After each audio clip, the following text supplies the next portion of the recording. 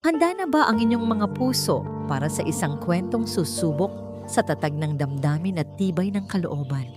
Halina't pakinggan natin ang isang salaysay na magpapatunay na ang tunay na yaman ay hindi nasusukat sa sasalapi, kundi sa dangal na hindi kayang bilhin ni numan. Paano kung ang pinakamasakit na sampal na matatanggap mo ay hindi nagmumula sa isang kamay, kundi sa isang basang-basahan na ipinahid sa iyong pagkatao? At paano ka babangon kung ang mismong pangarap mo ay tinatapakan sa araw-araw? Samahan ninyo ako sa unang kabanata ng kwentong ito. Ang malamig at basang-basahan ay tumama sa mukha ni Hiraya ng buong lakas. Tumalsik ang maruming tubig, gumuhit ng landas sa kanyang pisngi na hinaluan ng kanyang sariling mga luhang biglang bumalong. Napapikit siya sa bigla, hindi dahil sa sakit, kundi dahil sa hapdi ng kahihiyan na tila isang lason na gumapang sa buo niyang sistema. Ano ba yan, Hiraya? Ang sabi ko, punasan mo ang natapong kape, hindi titigan. Tingnan mo ang ginawa mo, mas lalo mo lang ikinalat. Ang sigaw ni Corina, ang kanyang boses ay matinis at puno ng paghamak. Nakatayo ito sa kanyang harapan, nakapamaywang. Ang mamahaling sutlang bestida nito ay kumikinang sa ilalim ng ilaw mula sa aranyang kristal. Napayuko si Hiraya, hinayaan niyang takpan ng kanyang buhok ang kanyang mukha. Naramdaman niya ang pag-init ng kanyang mga pisngi. Ang amoy ng maruming tubig at sahig ay dumikit sa kanyang balat. Sorry po, Ma'am Corina. Hindi ko po sinasadya. Ang boses niya ay halos pabulong na lang, kinakain ng malawak na sala ng mansyon ng mga Valderrama. Bawat sulok ng bahay na yon ay saksi sa araw-araw na pagtitiis nila ng kanyang ina. Sorry? Laging sorry. Kung nababayaran lang sana ng sorry mo ang pagkasira ng sahig na gawa pa sa Italy, baka mayaman ka na. Patuloy na panlalait ni Corina. Mula sa kusina, nagmamadaling lumabas si Aling Diwa, ang ina ni Hiraya. Kitang-kita sa mukha nito ang pag-aalala. Ang mga kamay niyang bahagyang nanginginig ay agad na hinawakan ng braso ng anak. Naku, Ma'am Corina, pagpasensyahan niyo na po si Hiraya. Ako na po ang tatapos nito. Halika na, anak. Bulong ni Aling Diwa. Pilit na hinihila si Hiraya palayo sa eksena, palayo sa kahihiyan. Ngunit bago pa sila makalayo, isang malamig na boses ang pumigil sa kanila. Hayaan mo siya, Diwa. Si Imelda Valderrama. Nakatayo ito sa paanan ng malaking hagdanan. Hawak ang isang kupita ng alak. Ang mga diamanteng hikaw nito ay sumasayaw sa bawat paggalaw. Isang ngisi ang gumuhit sa kanyang mga labing mapula. Kailangan niyang matuto. Ang mga katulong ay dapat alam kung saan sila lulugar. Kung hindi nila kayang gawin ang isang simpleng utos, paano pa ang mga malalaking bagay? Tumingin si Imelda kay Hiraya mula ulo hanggang paa. Ang tingin nito ay mas malamig pa sa marmol na kanilang inaapakan. Pulutin mo ang basahan, Hiraya, at siguraduhin mong kikinang ang sahig na yan. Kung hindi, alam mo na ang mangyayari. Ang banta ay nakabitin sa hangin, hindi kailangang sabihin ng malinaw. Alam na nila. Walang sahod. O mas masahol pa, palalayasin sila sa gitna ng gabi. Walang nagawa si Hiraya kundi ang tumango. Dahan-dahan siyang yumuko at pinulot ang maruming basahan. Bawat hibla niyon ay tila isang insulto. Sa bawat pagkayod niya sa sahig, nararamdaman niya ang mga matang mapanuri ni na Imelda at Corina na nakatutok sa kanyang likuran. Hindi na siya umiyak. Ang mga luha ay napalitan ng isang bagay na mas matigas, mas mabigat. Isang galit na namumuo sa kanyang dibdib. Gabi. Sa maliit at masikip na kwarto sa likod bahay, doon lamang sila malaya. Yakap-yakap ni Aling Diwa ang kanyang anak na nakasubsob ang mukha sa kanyang balikat. Ang mga hikbi ni Hiraya ay mahina na, pagod na sa maghapong pagtitiis. Anak, tahan na, tahan na, alo ng ina habang hinahaplos ang buhok nito. Bukas, lilipas din ito. Umiling si Hiraya. Inay, hindi na po ako makapagtiis. Araw-araw na lang po ganito. Araw-araw, tinatapakan nila ang pagkatao natin. Hindi po ba kayo napapagod? Isang buntong hininga ang kumawala kay Aling Diwa. Isang buntong hiningang naglalaman ng taon ng pagtitiis at mga pangarap na isinantabi. Ang pagod, anak, ay para lang sa mayayaman. Para sa ating mga mahihirap, ang mayroon lang tayo ay pagtitiis. Ginagawa ko ito para sa iyo, Hiraya. Para sa kinabukasan mo. Anong kinabukasan, Nay? Ang maging katulong din habang buhay. Pait na sagot ni Hiraya. Tumingala siya. Ang kanyang mga mata ay puno ng determinasyon na hindi pa nakikita ng ina dati. Hindi yun, Nay. Hindi ito ang magiging buhay natin habang buhay. Ipinapangako ko sa inyo, aalis tayo dito at isang araw, titingalain nila tayo. Isang araw, luluhod sila sa harapan natin. Kinuha ni Hiraya ang pitaka niyang luma. Mula sa loob, dinukot niya ang ilang baryang naipon niya mula sa kakarampot na sahod. Ito na lang ang natitira sa kanya. Sa halip na ibili ng pagkain, may iba siyang plano. Ano yan, anak? Pag-asa, Nay, sagot ni Hiraya. Kinuha niya ang isang maliit at nalukot na papel mula sa kanyang bulsa. Isang tiket sa loto. Maingat niyang inilapag iyon sa ibabaw ng kanilang maliit na mesa.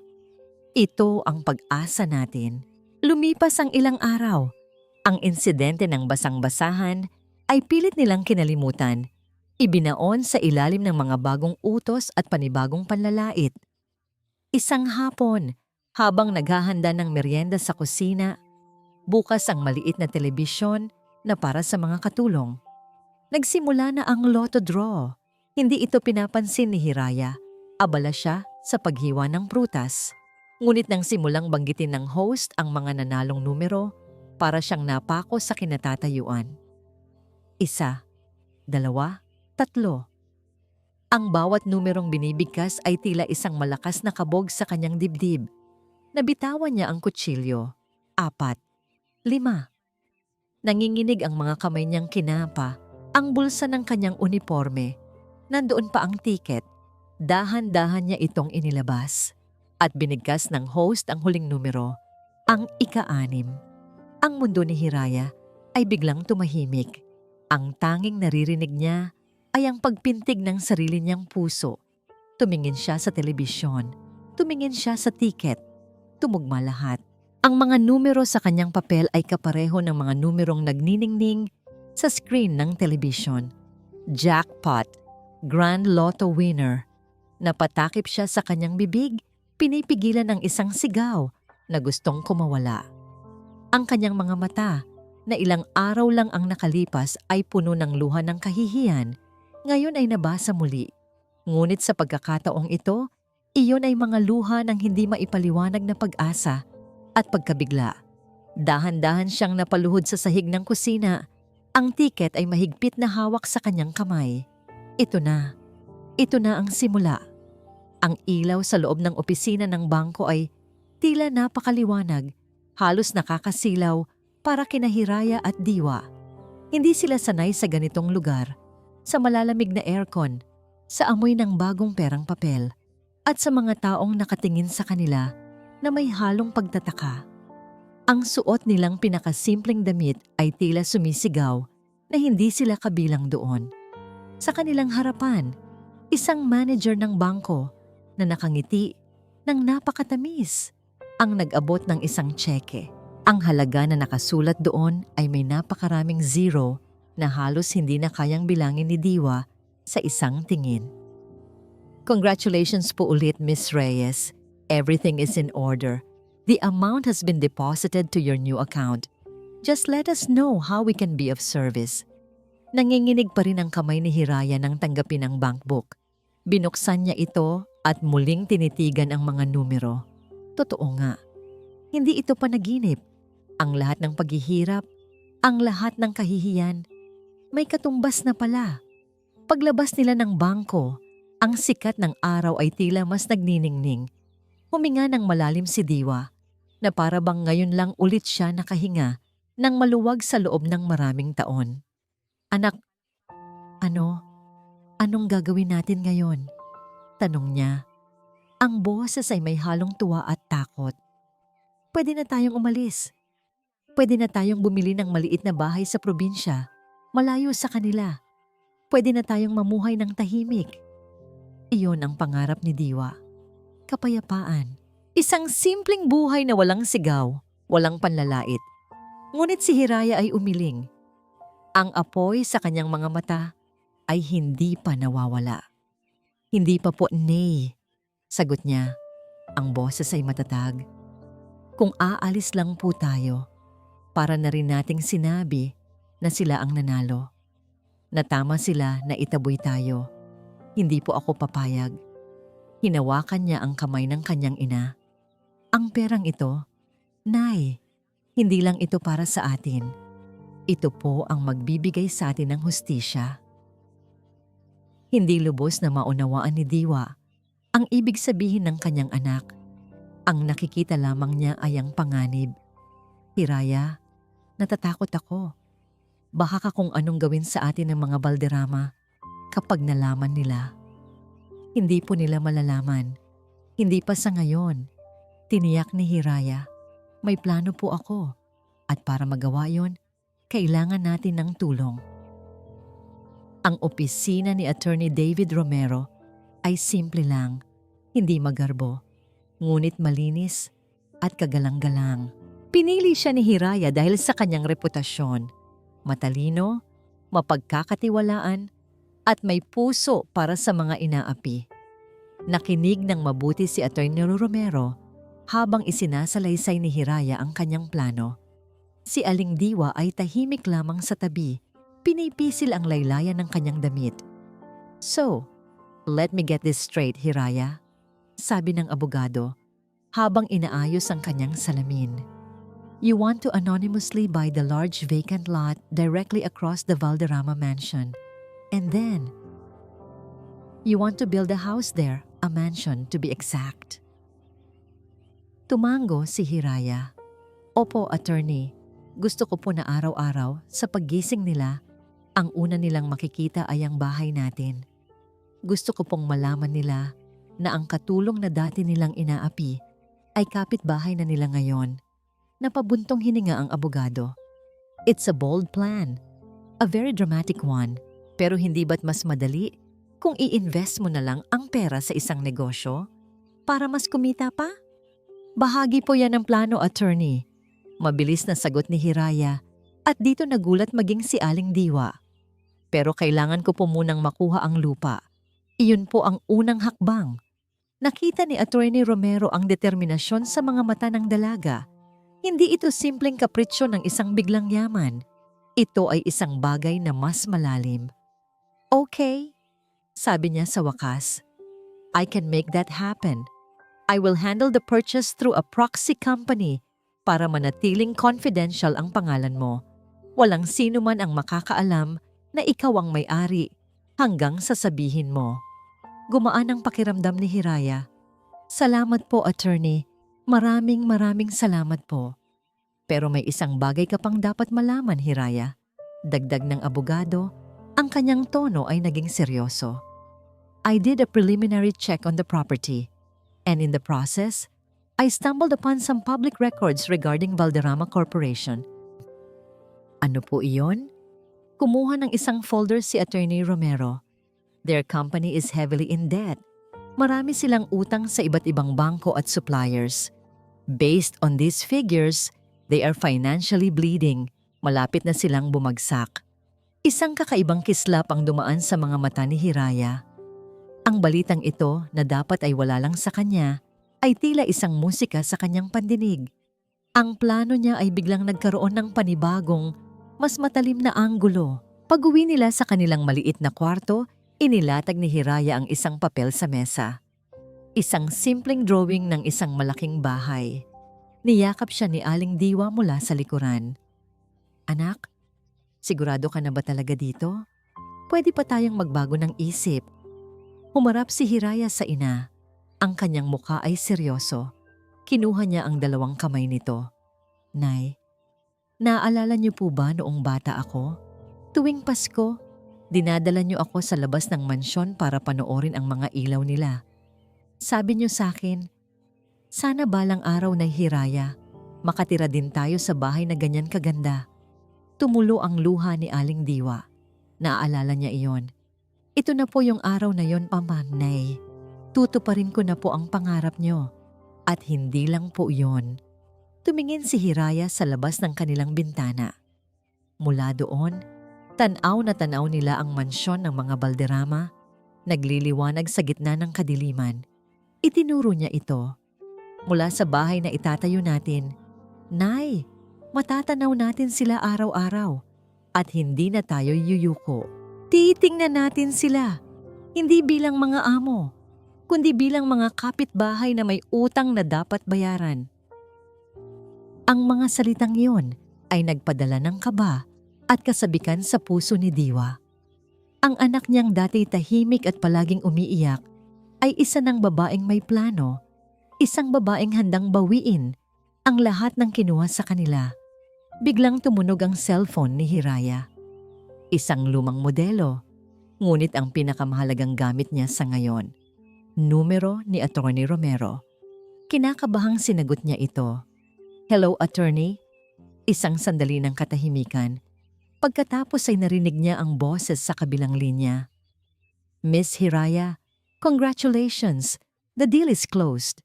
Ang lupa sa tapat ng mga Balderrama ay sa inyo na.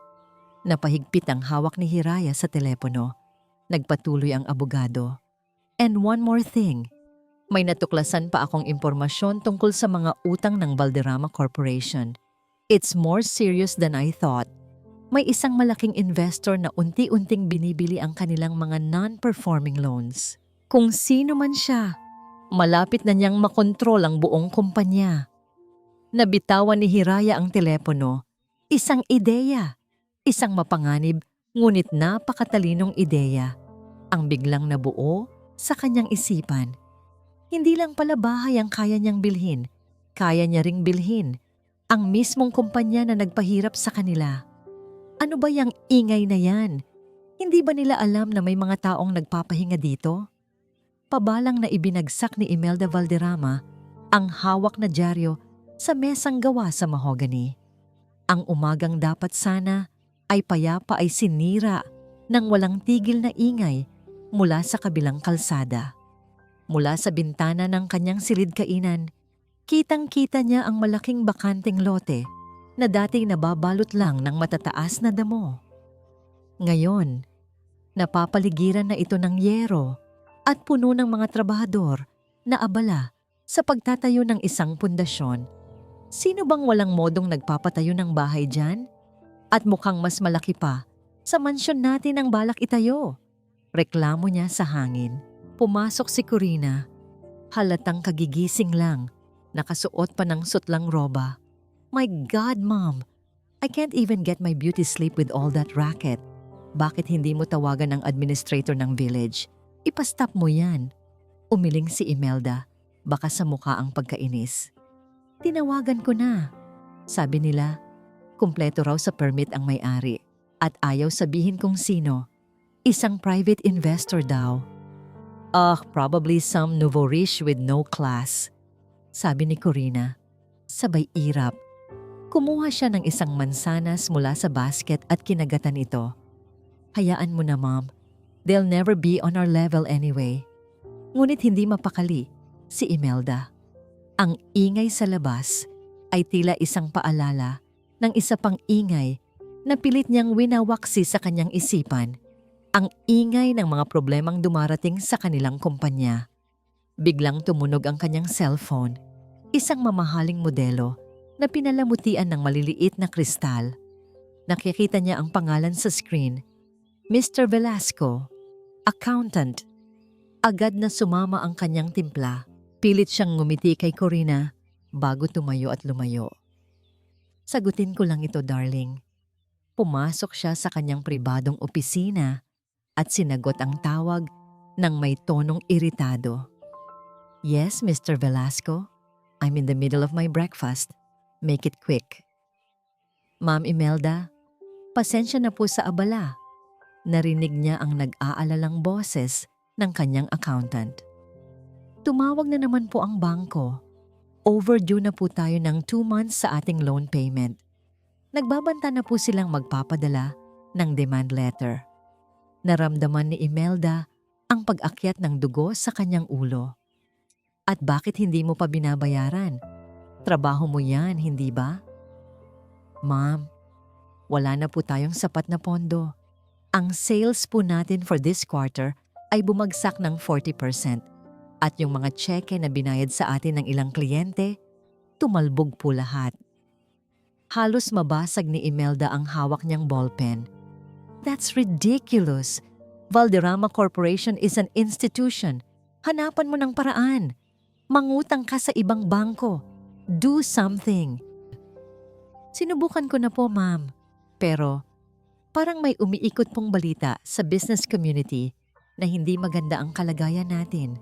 Walang gustong magpautang. Clack. Nabali ang ballpen sa kanyang kamay. That's enough, Velasco. I will handle this myself. Huwag kang magkakalat ng chismis. Ire-remind lang kita. Ako ang nagpapasweldo sa'yo.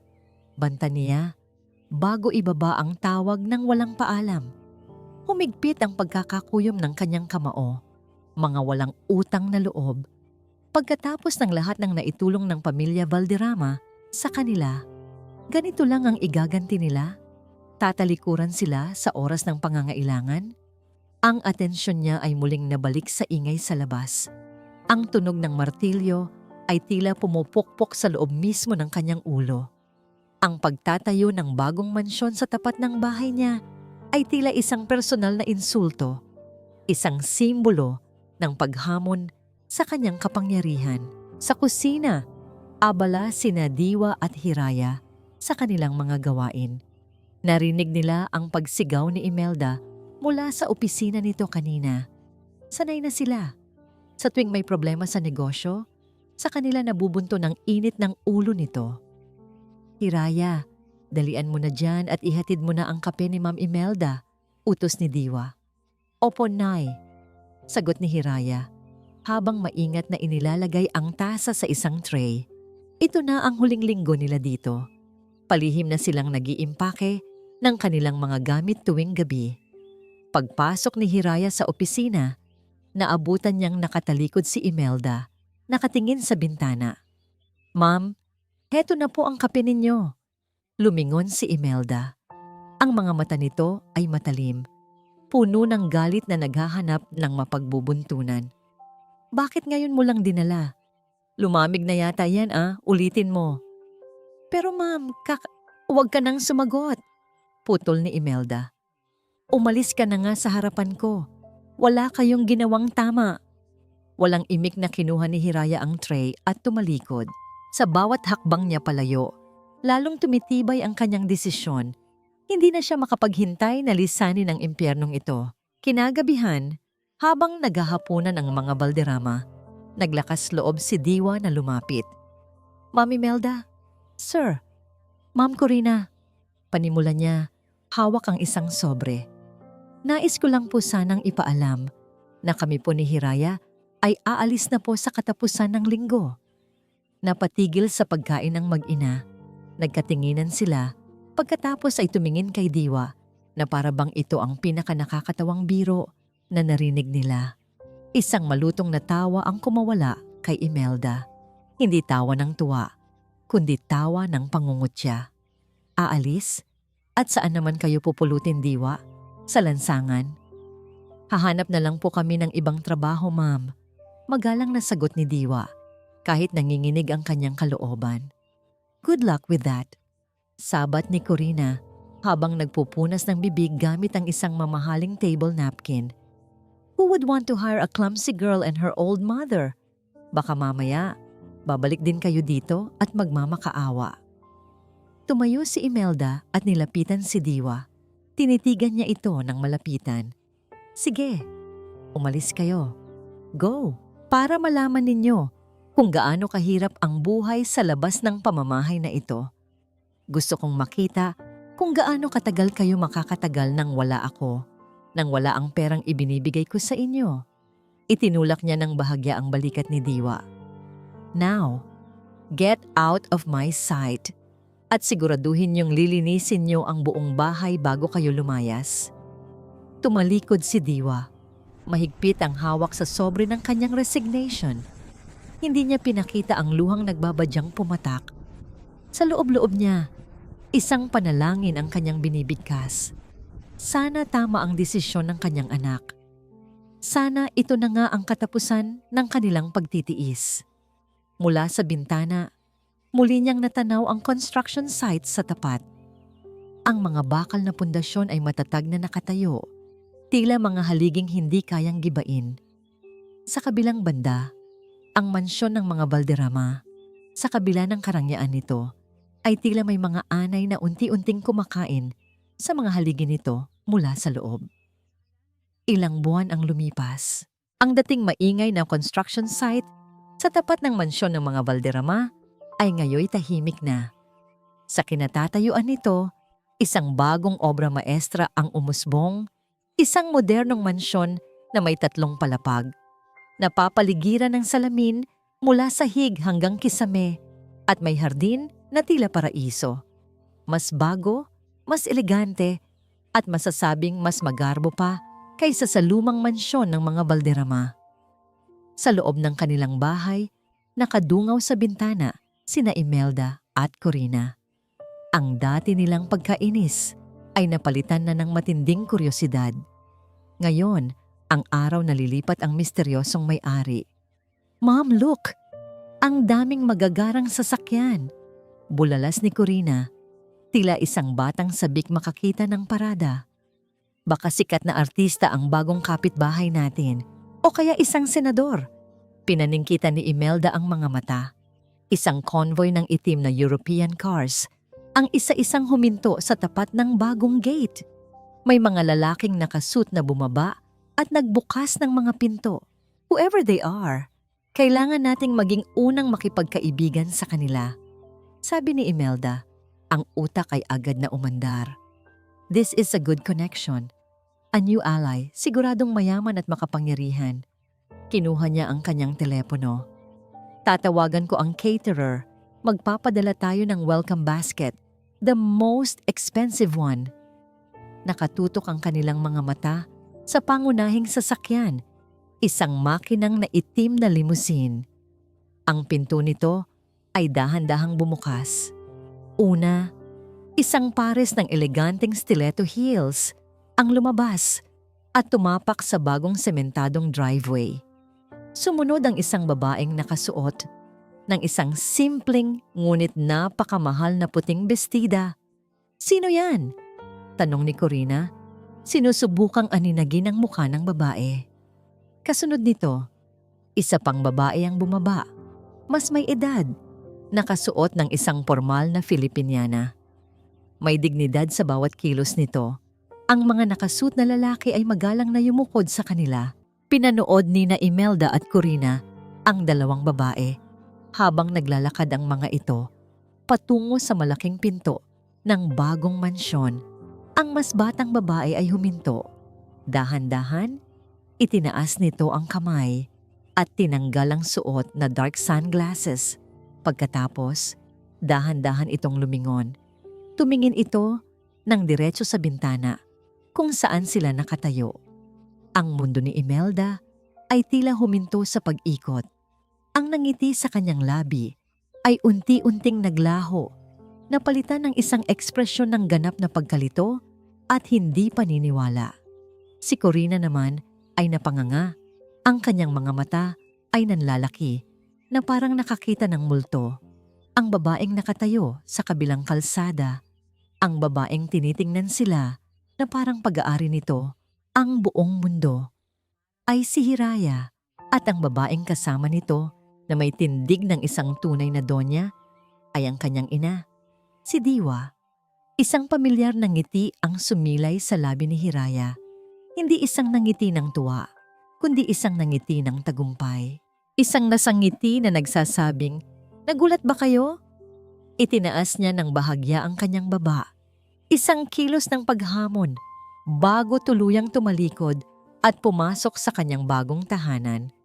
Sa loob ng mansyon ng mga Valderrama, nabitawan ni Imelda ang hawak niyang kopita ng alak. Crash!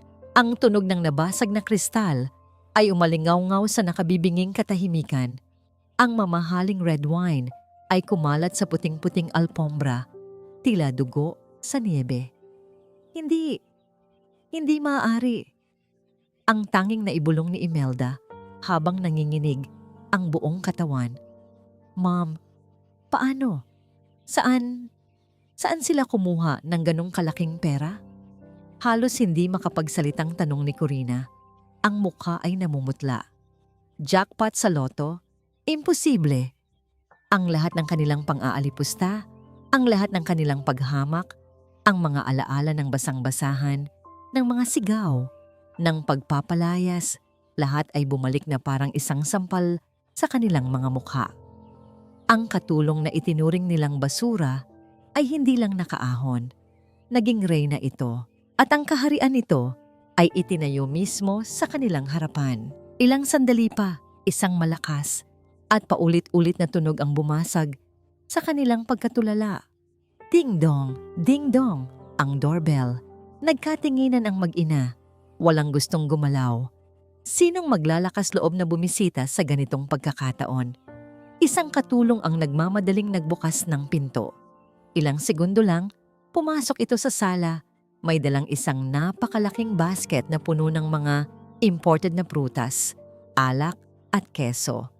Mas malaki at mas maganda pa kaysa sa planong ipagawa ni Imelda. "Ma'am, may nagpadala po," sabi ng katulong habang inilalapag ang mabigat na basket sa mesa. Nanginginig ang kamay na kinuha ni Imelda ang maliit na sobrang nakasabit dito. Ang papel ay makapal at mamahalin. Ang pagkakasulat ay elegante. Binuksan niya ito. Sa loob, isang maikling mensahe ang nakasulat. "Hello neighbors! A simple gift to celebrate our new beginning. Sincerely, Hiraya and Diwa Reyes." Napahawak si Imelda sa kanyang dibdib. Ang hangin ay tila nawala sa silid. Ang laro ay nagbago. At sa pagkakataong ito, hindi na sila ang taya. Sila na ang laruan. Ang balita ay kumalat na parang apoy sa tuyong damuhan sa loob ng eksklusibong komunidad ng Barangay Maharlika. Mas mabilis pa itong kumalat kaysa sa pinakabagong tsismis tungkol sa mga artista o politiko. Narinig mo na ba? Yung bagong may-ari ng mansyon sa tapat ng mga Valderrama? Yung dati nilang katulong. Talaga? Nanalo daw sa loto? Imagine, from rags to riches literally.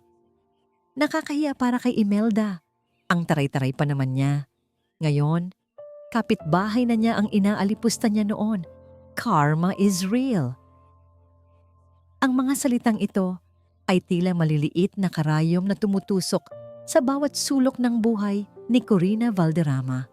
Sa country club, sa salon, maging sa paborito niyang coffee shop, nararamdaman niya ang mga matang nakatitig sa kanya, ang mga ngiting mapanukso, at ang mga bulungang humihina kapag siya'y dumarating. Isang hapon, habang nag-aayos siya para sa isang charity ball, biglang tumunog ang kanyang cellphone. Ang best friend niyang si Tiffany ang tumatawag. "Hello, Tiff? Are you ready for later?" Masiglang bati ni Corina. Sinusubukang magpanggap na walang problema. Isang awkward na katahimikan ang sumagot mula sa kabilang linya. Cora, about that." Nagsimula si Tiffany. "I'm so sorry but I can't go with you anymore. Biglang sumama ang pakiramdam ni Mommy eh. I have to stay with her." Alam ni Corina na kasinungalingan yon. "Oh, ganun ba? Okay lang. I can go by myself." "See you there then?" "Actually, I don't think makakapunta na rin ako. Baka gabihin ako sa pag-aalaga kay Mommy. Sorry talaga, Cora. Babawi ako next time." Click. Ibinaba na ni Tiffany ang tawag bago pa man makasagot si Corina. Nabitawan ni Corina ang kanyang cellphone sa ibabaw ng kanyang vanity table.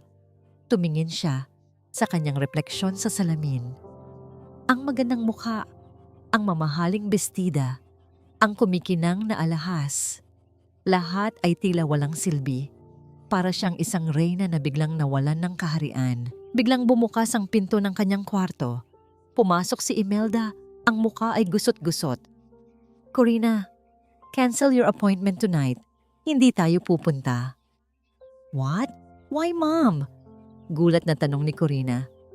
This is the biggest social event of the year. Kung hindi tayo pupunta, mas lalo lang silang mag-iisip na apektado tayo. At hindi ba totoo? Pabalang nasagot ni Imelda. Kakainin lang tayo ng buhay ng mga buwitre doon. At isa pa, humina ang kanyang boses. Tumawag ang bangko. They rejected our application for another loan.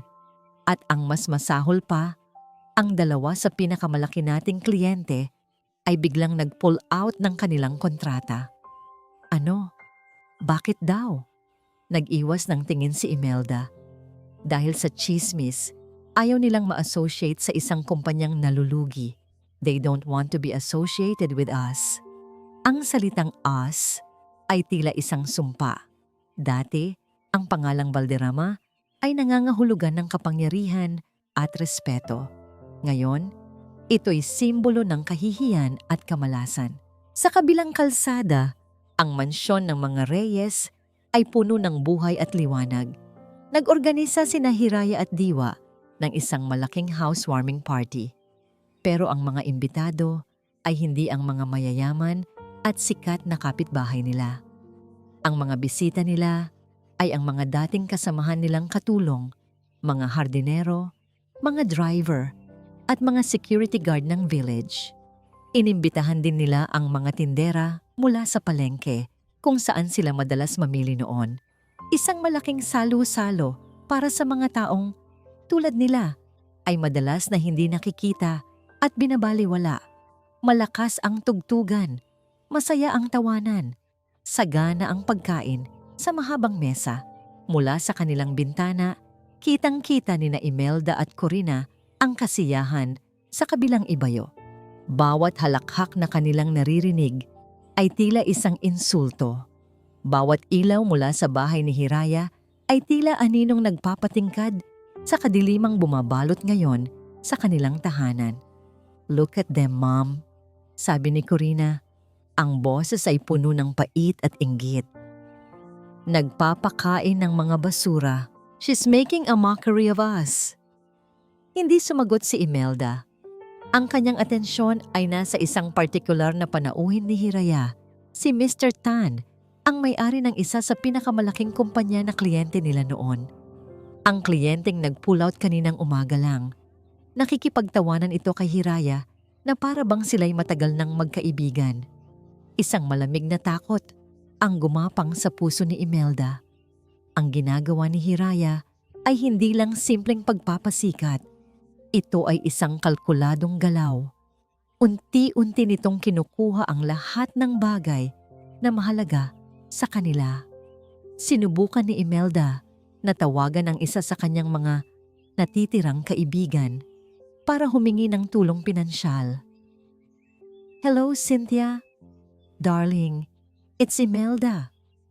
Oh, Imelda, napatawag ka? Ang boses sa kabilang linya ay halatang pilit. I was wondering if I could ask for a little favor. Naku, Imelda, sorry. I'm in the middle of something very important right now. Can I call you back? Hindi na hinintay ni Imelda ang sagot. Alam na niya. Of course, darling. I understand. Click. Ibinaba niya ang telepono. Tumingin siya sa paligid ng kanyang marangyang sala. Ang mga mamahaling muebles, ang mga painting na gawa ng mga sikat na pintor, ang mga antigo, lahat ay tila nawalan ng halaga. Sila ay mga palamuti sa isang kahariang unti-unti nang gumuho. Biglang may kumatok sa pinto. Hindi ito ang doorbell, isang malakas at nagmamadaling katok. Binuksan ito ng gwardya. Pumasok ang isang lalaking nakauniporme, may dalang isang opisyal na sulat. Hinanap ng kanyang mga mata si Imelda. Mrs. Imelda Valderrama? Ako nga. Anong kailangan mo? Iniabot ng lalaki ang isang brown na envelope. Notice of foreclosure, ma'am, from the bank. You have 30 days to settle your outstanding balance or the bank will seize this property. Mula sa bintana ng kanyang bagong silid, pinapanood ni Aling Diwa ang mga kaganapan sa kabilang kalsada. Ang dating marangyang mansyon ng mga Valderrama ay ngayon ay sentro ng isang malungkot na eksena. Isang malaking truck ng bangko ang nakaparada sa tapat. Isa-isang inilalabas ng mga kargador ang mga gamit, ang mga mamahaling sofa, ang grand piano, ang mga painting, maging ang aranyang kristal na dati tinitingala lamang nila. Ang bawat gamit na inilalabas ay tila isang piraso ng alaala, isang alaala ng pagtitiis at kahihiyan. Ngunit sa halip na makaramdam ng lubos na kasiyahan, isang kakaibang awa ang namuo sa puso ni Diwa. Nakita niya si Imelda na nakatayo sa may pintuan, nakatingin sa kawalan. Ang dating taas noong tindig ay ngayoy kuba na sa bigat ng problema. Si Corina naman ay nakaupo sa isang hagdan, umiiyak ng walang tunog. Pumasok si Hiraya sa silid, may dalang 2 tasa ng mainit na tsa. Inabot niya ang isa sa kanyang ina. Huwag niyo na po silang tingnan. Hey, baka kung ano lang ang isipin nila. Anak? Mahinang sabi ni Diwa. Hindi inaalis ang tingin sa labas. Hindi ko akalaing aabot sila sa ganito. Nakakaawa din pala sila. Umupo si Hiraya sa tabi ng ina. Ang kanyang mukha ay kalmado. Halos walang emosyon. Awa, Nay? Naawa po ba sila sa atin noong halos ipagtabuyan nila tayo? Naawa po ba sila noong bawat araw ay insulto ang almusal natin? Ang nangyayari po sa kanila ngayon ay bunga lang ng mga ginawa nila. May punto si Hiraya. Alam yun ni Diwa, ngunit ang puso ng isang ina ay hindi kayang maging bato. Alam ko, anak, pero ang makita silang ganyan, wala na silang matitirhan. Mayroon pa silang mga kamag-anak, marami silang kaibigan na dati kasakasama nila sa mga party. Hayaan po nating sila ang tumulong sa kanila. Matigas na sabi ni Hiraya. Ito po ang hustisya. Nay. Ang salitang hustisya ay umalingaw-ngaw sa isipan ni Diwa. Ito ba talaga ang itsura ng hustisya? Ang makitang bumagsak ang iyong kaaway? O may mas malalim pa itong kahulugan? Habang nag-uusap sila, tumunog ang telepono ni Hiraya. Nakita niya ang pangalan ni Attorney Romero sa screen. Tumayo siya at lumayo ng kaunti para sa privacy. Hello, Attorney. Hiraya, good morning. I have news. The final block of Valderrama Corporation's outstanding debt was put up for sale this morning by their last creditor. Napahigpit ang hawak ni Hiraya sa telepono.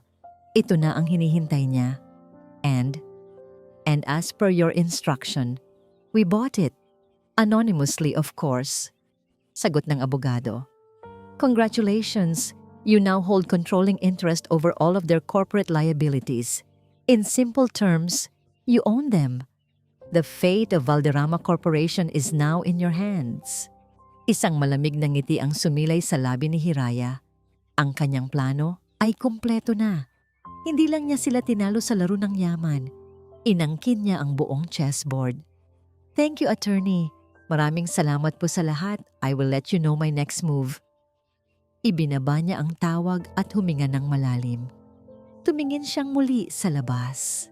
Tapos na ang paghahakot ng mga gamit. Ang truck ng bangko ay nagsimula ng umandar paalis. Ang malaking pinto ng mansyon ng mga Valderrama ay isinara at nilagyan ng kadena at isang malaking karatulang nagsasabing, Bank property, no trespassing. Naiwan sa labas sina Imelda at Corina kasama ang ilang maleta na naglalaman ng mga natitira nilang ari-arian. Ang langit na kanina'y makulimlim lang ay nagsimula na ng magbuhos ng malakas na ulan. Walang payong, walang masilungan, walang sasakyan. Ang mag-inang dati reyna ng Barangay Maharlika ay mukha ng mga basang sisiw sa gitna ng kalsada. Nakita ni Corina na napatingin si Imelda sa kanilang mansyon. Sa mansyon ni Hiraya. "Ma'am, no." Pakiusap ni Corina. "Huwag, ma'am. Kahit saan, wag lang dyan." Ngunit ang desperasyon ay isang malakas na agos na kayang tangayin kahit ang pinakamatibay na pader ng pride. Hindi pinansin ni Imelda ang pakiusap ng anak. Hinila niya ang kanilang mga maleta. Bawat hakbang sa basang kalsada ay tila 1 milya ang layo. Nakatayo lang sina Diwa at Hiraya sa bintana. Pinapanood ang dahan-dahang paglapit ng mag-ina. "Anak, papunta sila dito," kinakabahang sabi ni Diwa. Hindi sumagot si Hiraya. Hinintay niya lang. Nakarating sina Imelda at Corina sa tapat ng kanilang malaki at itim na gate. Basang-basa na sila sa ulan. Ang mamahaling damit ay sira-sira na. Ang make-up ay kumalat na sa kanilang mga mukha. Nag-atubili si Imelda. Itinaas niya ang kanyang nanginginig na kamay. 1 beses, 2 beses. Pagkatapos, sa 1 kilos ng ganap na pagsuko, pinindot niya ang doorbell. Ang malaking pinto na gawa sa kahoy na nara ay dahan-dahang bumukas. Si Hiraya mismo ang nagbukas nito. Nakatayo siya roon, nakasuot ng simpleng pambahay ngunit may aura ng kapangyarihan na hindi maikakaila. Sa likod niya nakatayo si Aling Diwa. Ang mukha ay nagpapakita ng magkahalong awa at pag-aalinlangan. Sa labas, sa gitna ng malakas na ulan, nakatayo sina Imelda at Corina. Mukha silang mga pulubing naligaw. Ang dating kayabangan ay napalitan ng anyong kaawa-awa. Ang tubig ulan na tumutulo mula sa kanilang buhok ay tila mga luhang hindi na nila kayang ilabas. Walang nagsalita sa loob ng ilang segundo. Tanging ang tunog lang ng ulan ang maririnig. Si Imelda, sa kauna-unahang pagkakataon sa buong buhay niya, ang siyang unang yumuko. Hiraya. Ang pangalan ay hirap na lumabas sa kanyang mga labi. Pwede ba? Pwede ba kaming makisilong? Kahit ngayong gabi lang. Wala na kaming ibang mapupuntahan. Ang bawat salita ay tila isang tinik na bumabara sa kanyang lalamunan. Si Corina naman ay nakayuko lang. Hindi makatingin ng diretso. Nanginginig sa ginaw at kahihiyan. Tinitigan sila ni Hiraya. Ang kanyang mga mata ay malamig at hindi mabasa. Hindi siya sumagot kaagad. Hinayaan niya silang mabasa pa sa ulan. Hinayaan niyang maramdaman nila ang bigat ng kanilang sitwasyon. "Bakit namin kayo patutuloyin?" Sa wakas ay tanong ni Hiraya. Ang kanyang boses ay kalmado ngunit may talim. "Para ano? Para muli niyo kaming alipustahin sa loob mismo ng aming pamamahay?" Hindi na." Mabilis na sagot ni Imelda. Umiling-iling. "Nagmamakaawa ako, Hiraya. Please, tulungan mo kami." Ang salitang please. Ang salitang hindi kailanman inakala ni Hiraya na maririnig niya mula sa bibig ni Imelda Valderrama. Ngumiti si Hiraya, isang ngiting mapait. "Tulong? Ngayon, humihingi kayo ng tulong? Nasaan na ang tapang ninyo? Nasaan na ang mga kaibigan ninyong mayayaman? Nasaan na ang Valderrama Corporation na ipinagmamalaki ninyo?" Sa pagbanggit ng pangalan ng kumpanya, isang kislap ng pag-asa ang sumilay sa mga mata ni Imelda. Ang kumpanya. May pag-asa pa, Hiraya. Kailangan ko lang ng bagong investor. May isang misteryosong kumpanya na binibili ang mga utang namin. Kung makausap ko lang sila, kung mahihikayat ko lang silang mamuhunan, makakabangon pa kami. At kapag nangyari yon, babayaran kita. Babayaran ko ang lahat ng tulong mo, doble pa. Natawa si Hiraya. Isang tawang malamig at walang saya. "Isang investor ka mo, Mrs. Valderrama?" Pumasok siya sa loob at kumuha ng isang makapal na folder mula sa isang side table. Lumabas siyang muli sa may pintuan. Hindi alintana ang ambon na tumatama sa kanya. Binuksan niya ang folder. "Hinahanap mo ba ang HR Holdings Incorporated?" Tanong niya habang ipinapakita ang pangalan sa isang dokumento. Nanlaki ang mga mata ni Imelda. Paano? Paano mo nalaman ang pangalan nila? Paano ko nalaman? Inilipat ni Hiraya ang pahina. Hinahanap mo ba ang taong pumirma sa lahat ng deed of assignment para sa mga utang ng kumpanya ninyo? Ipinakita niya ang isang pirma sa ilalim ng dokumento. Isang pamilyar, eleganteng pirma. Hiraya Reyes.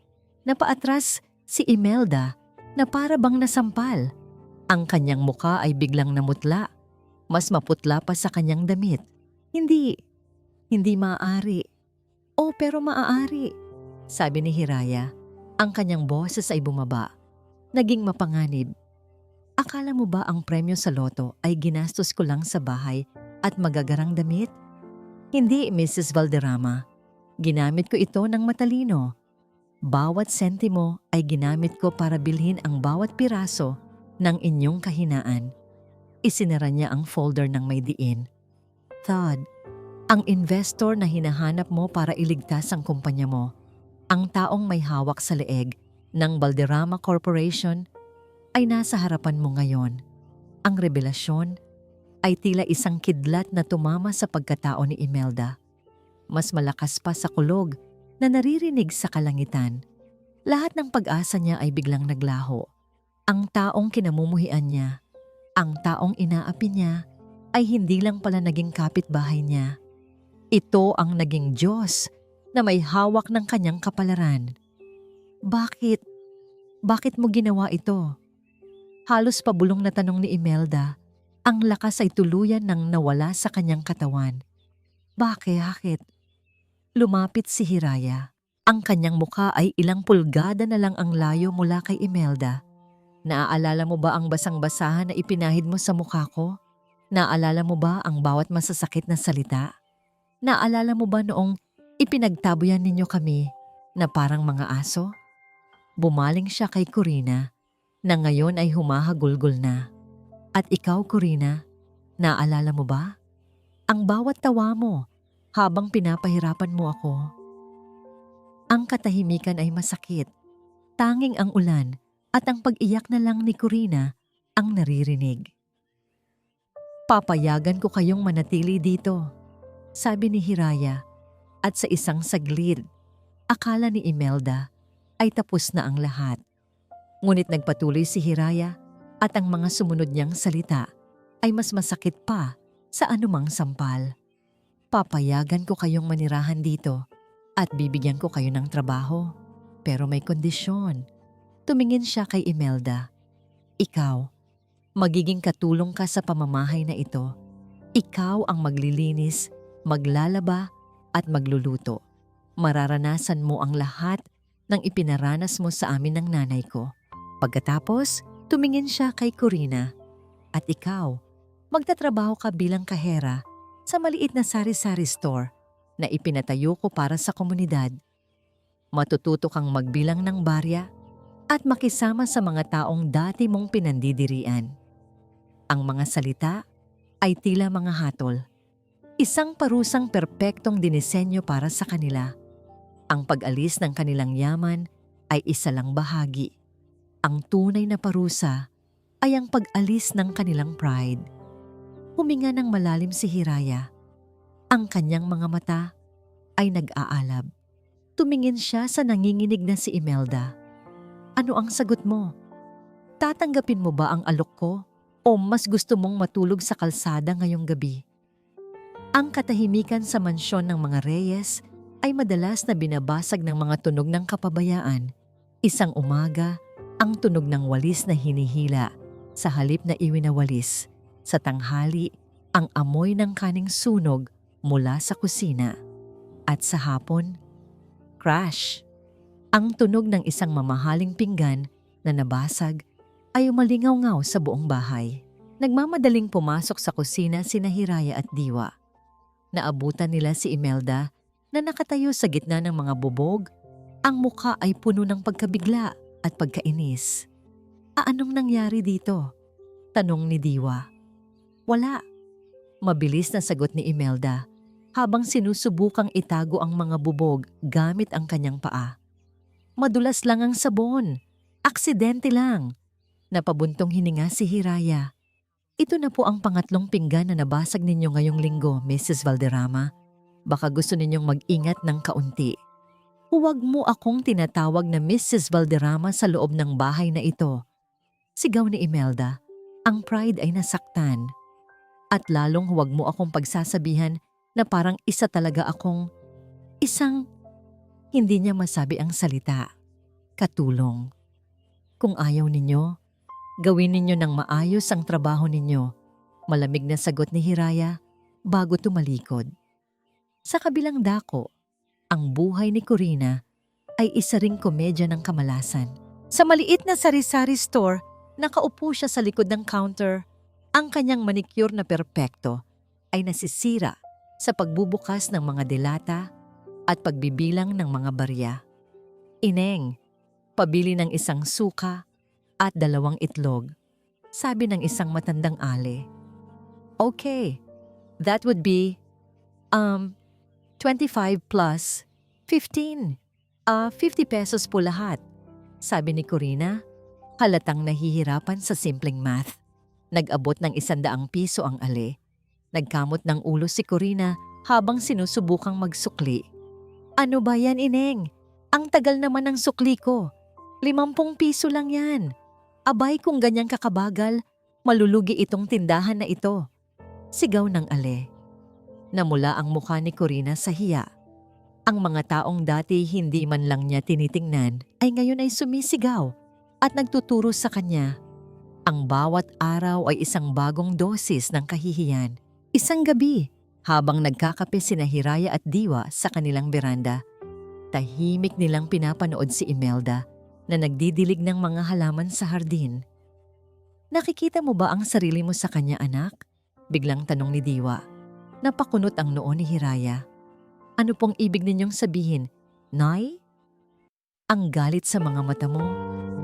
Minsan, natatakot ako. Natatakot akong baka sa sobrang pagnanais mong maging iba sa kanila, ay maging katulad ka rin nila. Malungkot na sabi ni Diwa. Hiraya, mayroon kang hindi nalalaman. May dahilan kung bakit mas malalim ang galit ko sa kanila kaysa sa inaakala mo. Umupo ng maayos si Hiraya. Nakita niya ang bigat sa mga mata ng kanyang ina. Ano po iyon, Nay? Huminga ng malalim si Diwa. Ito na ang tamang panahon. Ang ama mo, si Mateo. Nagsimula siya. Ang boses ay nanginginig. Hindi ko siya madalas ikwento sa iyo dahil masakit. Pero ang tatay mo ay isang mabuting tao. Isang negosyanteng may pangarap. Negosyante po si tatay? Gulat na tanong ni Hiraya. Ang alam niya lang ay maaga itong namatay dahil sa sakit. Tumango si Diwa. Oo, anak.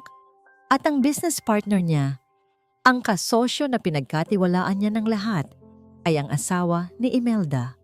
Isang malamig na hangin ang tila dumaan kay Hiraya.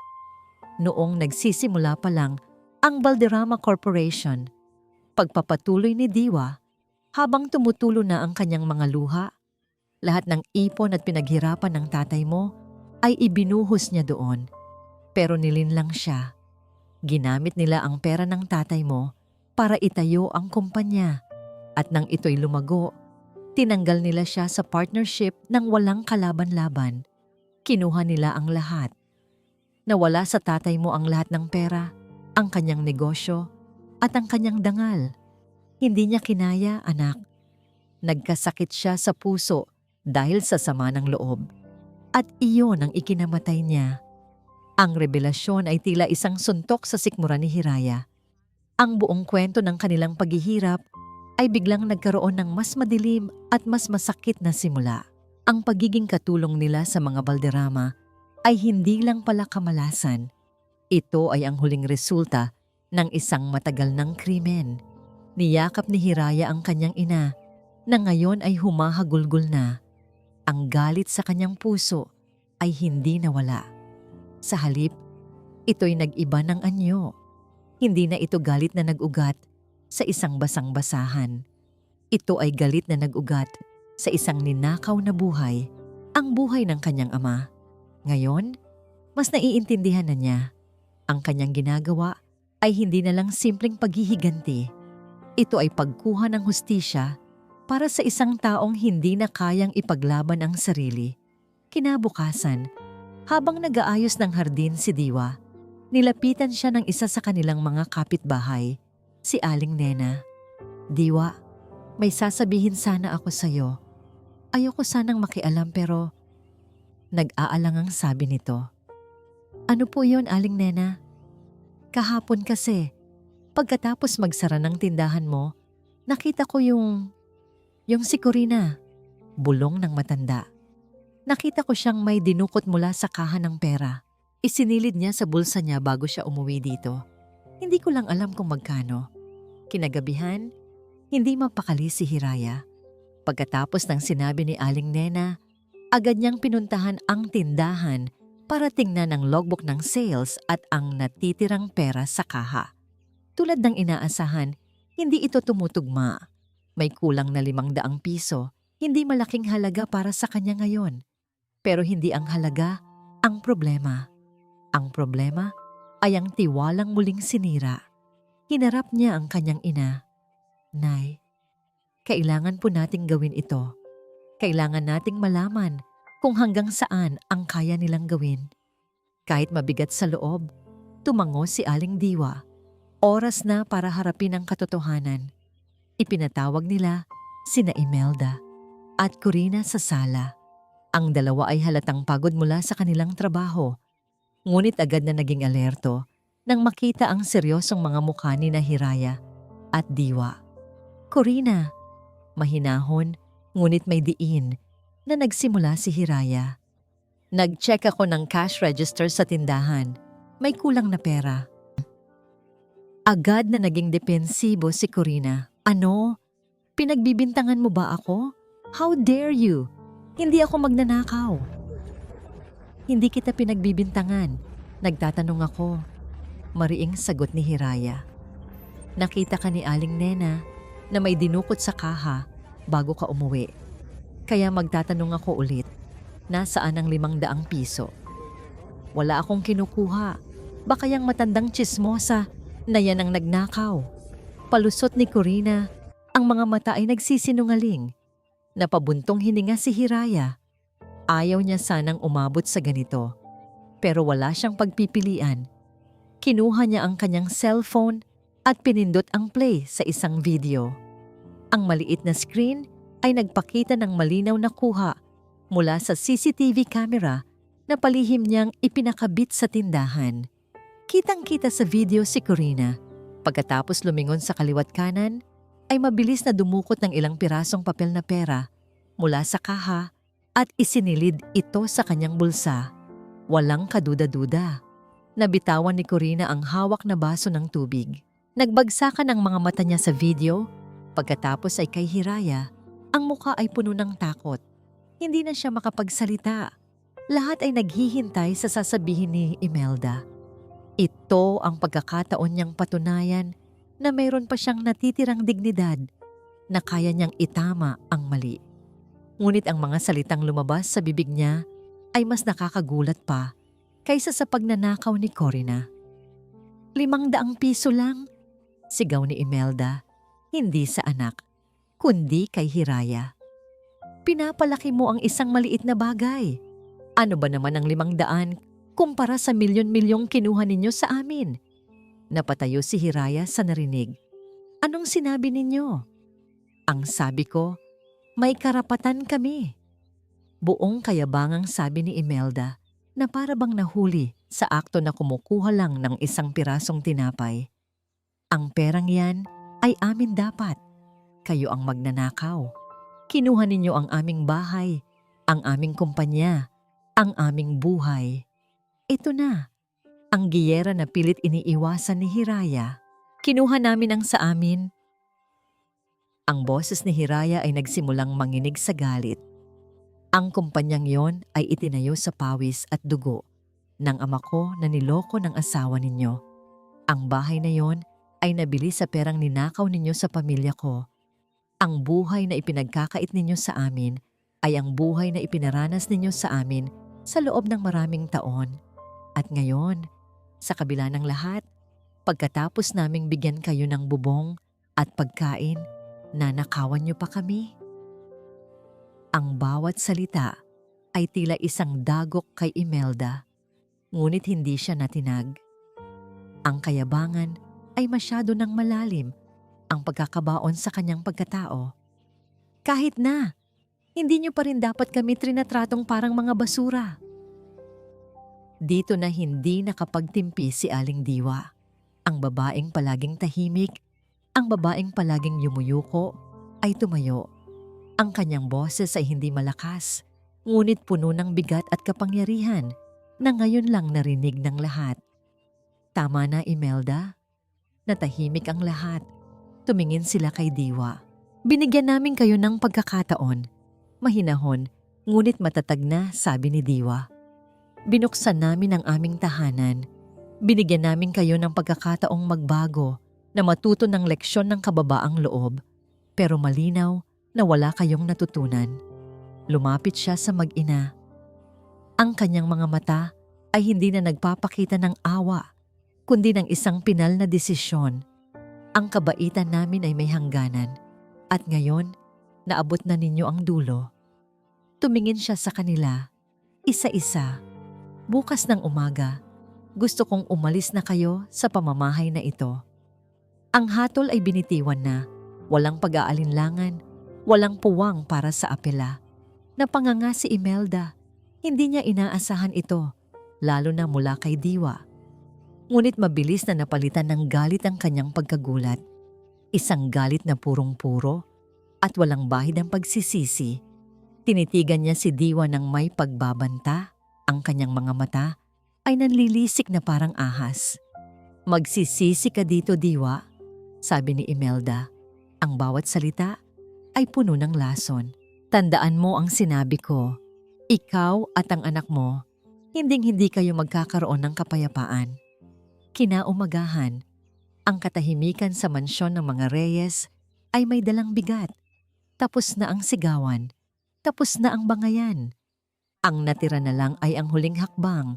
Sa sala, nakatayo na ang dalawang maleta ni Imelda at Corina.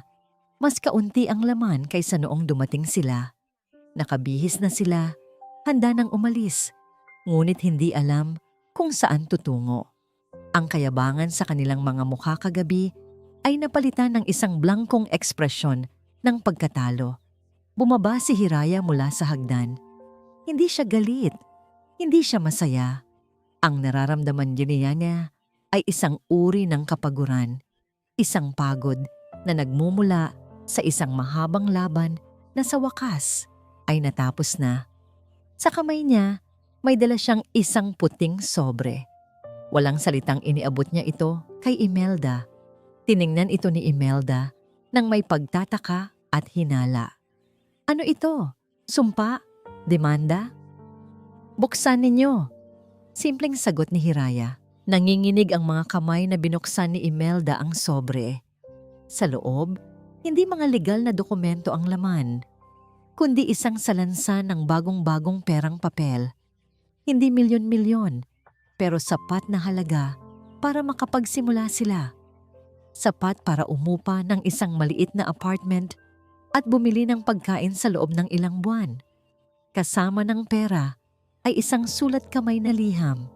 Nag-atubiling basahin ito ni Imelda, kaya kinuha na lang ito ni Hiraya at binasa ng malakas para marinig nilang lahat. Mrs. Valderrama, panimula ni Hiraya, ang perang ito ay hindi regalo. Hindi rin ito tulong. Ituring ninyo itong huling bayad sa lahat ng taon na pinagsilbihan kayo ng nanay ko. Isang bayad na hindi kailanman ninyo ibinigay ng tama. Hindi namin kayo idedemanda sa pagnanakaw. Hindi na namin ipipilit na humingi kayo ng tawad dahil malinaw na hindi iyon magmumula sa inyong puso. Ang pagpapatawad na ibinibigay namin ngayon ay hindi para sa inyo. Ito ay para sa amin. Huminto ng sandali si Hiraya, huminga ng malalim. Pinapatawad namin kayo, hindi dahil karapat-dapat kayo, kundi dahil karapat-dapat kami sa kapayapaan. Pinapalaya namin kayo sa buhay namin para mapalaya na rin namin ang aming mga sarili mula sa galit ng nakaraan. Sana, sa pag-alis ninyo, mahanap ninyo ang isang bagay na mas mahalaga kaysa sa perang nawala sa inyo. Sana, balang araw, matutunan ninyo ang aral na itinuturo sa amin ng buhay, na ang tunay na yaman ay hindi nakikita sa laki ng bahay o sa dami ng salapi, kundi sa dangal ng puso at sa kapayapaan ng kaluluwa. Paalam. Nang matapos basahin ni Hiraya ang sulat, isang butil ng luha ang pumatak mula sa mga mata ni Aling Diwa. Si Corina ay napayuko, ang mga balikat ay nanginginig sa tahimik na pag-iyak. Si Imelda naman, sa unang pagkakataon, ay tila natigilan. Tinitigan niya ang pera, pagkatapos ay ang sulat, at pagkatapos ay si Diwa. Mayroong isang bagay sa kanyang mga mata, isang kislap ng pagkaunawa, isang lamat sa salamin ng kanyang kayabangan. Ngunit ito'y isang kislap lamang. Mabilis itong nawala, pinalitan ng dati niyang malamig na anyo. Kinuha niya ang sobre, isinilid sa kanyang bag, at walang salitang kinuha ang kanyang maleta. "Tara na, Corina," sabi niya. Ang boses ay walang emosyon. Sumunod si Corina. Sa pagdaan niya kay Hiraya, huminto siya ng sandali. Sorry," ang halos pabulong niyang sabi, bago nagmamadaling sumunod sa kanyang ina. Pinanood ni na Hiraya at Diwa ang paglabas nila ng pinto. Pinanood nila habang naglalakad sila palayo, hanggang sa lumiko sa kanto at tuluyang maglaho sa kanilang paningin. Hindi nila alam kung saan sila pupunta. Hindi na nila kailangang alamin. Ang mahalaga, wala na sila sa kanilang buhay. Isinara ni Hiraya ang pinto. Ang pagsara niyon ay tila pagsasara ng isang mahaba at masakit na kabanata ng kanilang buhay. Niyakap niya ang kanyang ina. Mahigpit. "Tapos na. Nay, malaya na tayo." "Malaya na tayo, anak," sagot ni Diwa habang hinahaplos ang buhok ng anak. Magkayakap silang lumabas sa veranda kung saan sumisikat na ang araw.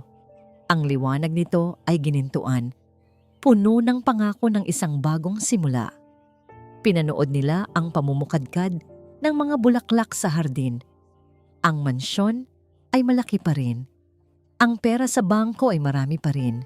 Ngunit sa sandaling iyon, naunawaan nila kung ano talaga ang kanilang tunay na yaman. Ito ay ang pagkakaroon ng isa't isa. Ito ay ang kapayapaang hindi na nila kailangang ipaglaban pa. Ito ay ang dangal na buo at hindi na kayang tapakan ni numan. Tumingin si Hiraya sa kanyang ina. Isang tunay na ngiti ang sumilay sa kanyang mga labi. Isang ngiti na walang bahid ng paghihiganti o pait. Isang nangiti ng purong kaligayahan. At sa sandaling iyon, sa gitna ng katahimikan at sinag ng araw, alam nilang sila ay tunay ng nagtagumpay. At dito po nagtatapos ang kwento nila, Hiraya at Diwa. Isang paglalakbay na nagturo sa atin na ang tunay na hustisya ay hindi palaging nasa paghihiganti, kundi nasa kakayahang palayain ang sarili mula sa bigat ng nakaraan. Ito ay isang paalala na ang tunay na yaman ay ang dangal na ating pinanghahawakan at ang kapayapaang ating tinatamasa kapag tayo ay natutong magpatawad. Taos puso po akong nagpapasalamat sa inyong walang sawang pagsubaybay at sa pagbibigay ninyo ng pagkakataon na samahan kayo sa bawat emosyon, sa bawat galit, luha at pag-asa. Nais ko pong marinig ang inyong saloobin. Anong bahagi ng kwento ang pinakatumatak sa inyo? At anong aral ang inyong napulot mula sa paglalakbay ni Hiraya at Diwa? I-comment nyo lang po sa ibaba dahil napakahalaga ng inyong boses sa amin. At syempre, kung nagustuhan nyo ang kwentong ito, isang pindot lang po sa like button ay malaking bagay na. I-share na rin ninyo sa pamilya at mga kaibigan. At kung hindi pa po kayo nakapag-subscribe, ngayon na po ang tamang panahon para maging bahagi ng ating lumalaking pamilya.